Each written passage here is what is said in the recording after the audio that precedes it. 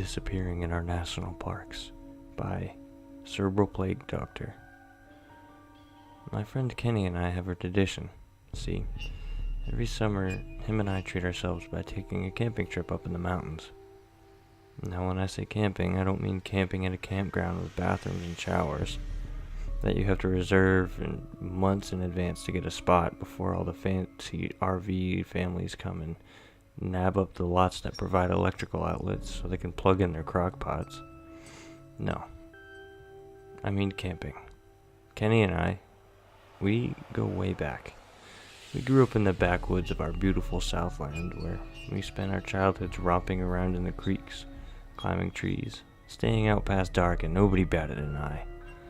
So, when we need a break from life, we go where our hearts take us. Our prime spot? Deep into the wilderness of the rugged yet pristine Mark Twain National Park. Up so high you wouldn't dream of getting cell phone reception, and you wouldn't dream of ever wanting it.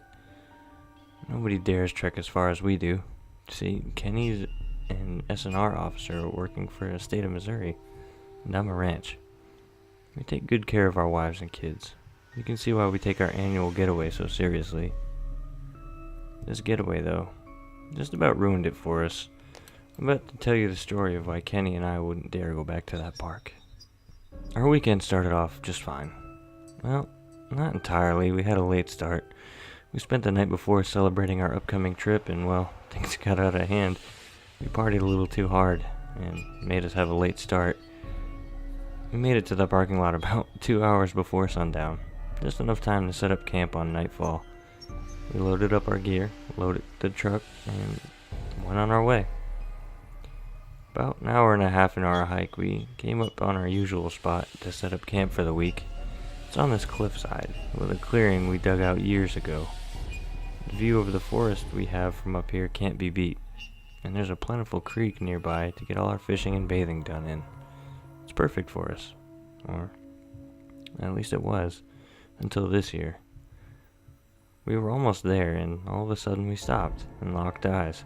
The woods were too quiet, and we knew something was up.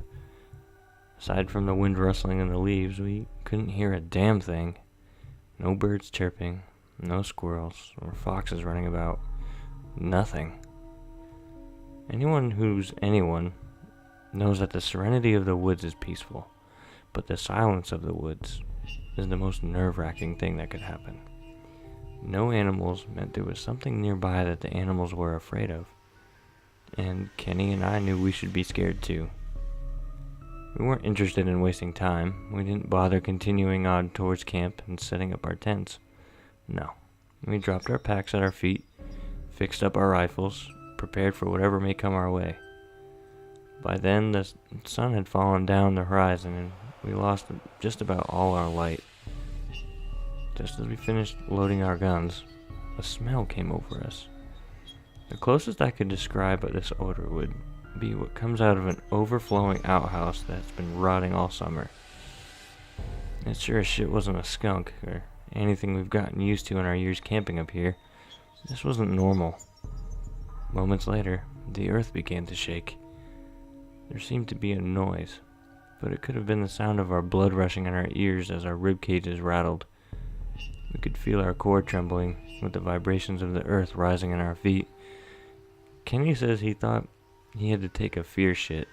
I knew better. Something was coming down on us that our ears weren't tuned to hear, but we felt it. Like a beating drum in our chests. There was something we could hear, though, and that was the sound of trees breaking. It's a deafening sound. The crack of a trunk that's been growing for centuries. We did just about shit ourselves at the first crack, and at the second we cocked our rifles towards the west from where the sound came, and braced ourselves. I can't describe to you what I saw in full glory. It's like anything I've witnessed before. An entity of some kind, I suppose. A beacon of light shone from about 8 feet above us. A sickly yellow light that beckoned our lives. 2 lights, maybe a pair of eyes. They say eyes are the windows to the soul, and I don't know what kind of soul I was looking at, but whatever it was, it knew more than me. A feral intelligence poured out of those eyes, eating away at us. I took the first shot. Kenny soon after me. We paused to assess what damage we may have done, but whatever we shot at didn't seem phased. This was bad news. My Remington Magnum 30-06 has dropped bears that are now decorating my living room floor. My wife and kids were probably sprawled across that bearskin rug, relaxing in front of the fireplace. In the same moment, I was recalculating the damn meaning of life with this thing looking at me. To say that my gun and Kenny's gun hadn't made a difference in that moment, as the entity drew closer and the lights grew brighter, said to us that we were in trouble. Kenny seemed to read my mind, and in a second we were both booking it down the trail back towards the truck. Our packs left abandoned where they lay. I wish I could go back and see what came of those abandoned packs. Maybe it would be a clue into what lurks up there, but I don't dare go back, and I hope nobody else reading the story is tempted to either. Kenny and I made it back to the truck, a feat neither of us thought we were capable of. We agreed not to tell anybody what happened, because we didn't want to be responsible for anyone else risking their lives way up there trying to solve that mystery for us. Further, we just didn't think that anyone would believe us. All we know is that people aren't welcome back up there, and we're damn sure to respect that.